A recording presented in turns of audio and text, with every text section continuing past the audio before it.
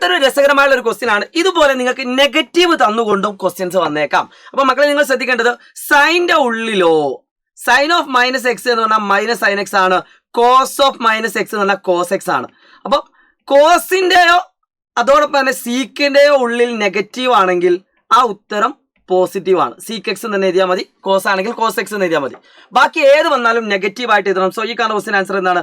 Minus coat 15π/4 ആണ് ഇതിന്റെ first step എന്ന് പറയുന്നത്. എന്നിട്ട് നമ്മൾ സാധാരണ ചെയ്യുന്ന അതേ രീതിയിൽ നമ്മൾ ഇതിന്റെ ആൻസറിലേക്ക് എത്തും.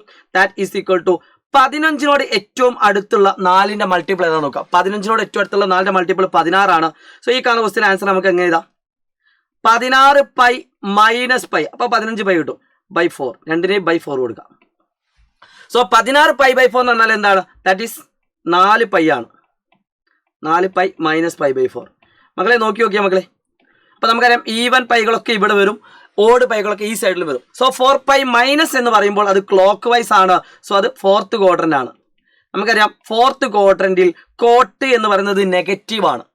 സോ ഇൻ ആൻസർ 4π അതുകൊണ്ട് ചേഞ്ച് ചെയ്യൂല. ഇവിടെ എന്താണോ ഉള്ളത് അങ്ങനെ തന്നെ ആൻസറിലേക്ക് വരും, മൈനസ് കോട്ട്. എന്നാൽ ഇവിടെ ഓൾറെഡി എന്താണ്? കോട്ട് നെഗറ്റീവ് ആണ്. സോ ഒരു മൈനസും കൂടി അവിടേക്ക് വന്നത് എന്തായിട്ട് മാറും?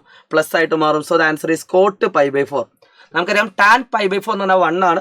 സോ അത് തിരിച്ചു ചെയ്താലും 1 തന്നെ. സോ കോട്ട് π/4 എന്ന് പറഞ്ഞാൽ എത്ര വരും?